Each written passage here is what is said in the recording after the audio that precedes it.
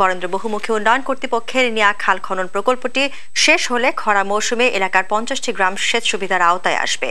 নগরের staff reporter MR রকির পাঠানো তথ্যচিত্রে মাহফুজা রহমানের রিপোর্ট। নওগাঁ রানীনগর ও আত্রাই উপজেলার মাঝখানে রক্তদহ বিল অবস্থিত।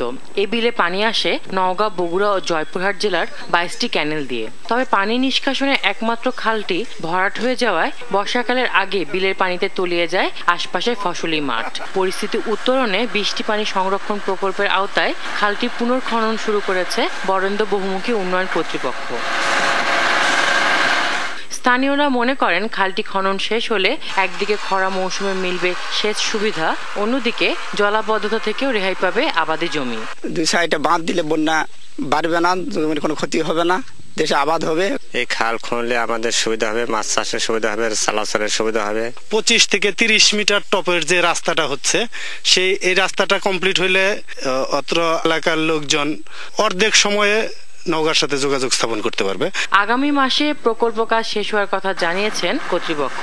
রক্তদহ খাল পুনর্খননের মাধ্যমে বড় এবং আমন এই দুইটা চাষ নিশ্চিত করতে পারবো এবং কৃষকেরা এখানে যেহেতু দুইটা ফসল করতে পারে, আর্থ সামাজিক অবস্থা তাদের উন্নতি হবে, তাদের অবস্থার পরিবর্তন ঘটবে। প্রকল্পটি বাস্তবায়নের ফলে রক্তদহ বিল কৃষক ও জেলেদের আর্থসামাজিক উন্নয়নের নিয়ামক হয়ে উঠবে বলে আশা এলাকাবাসীর।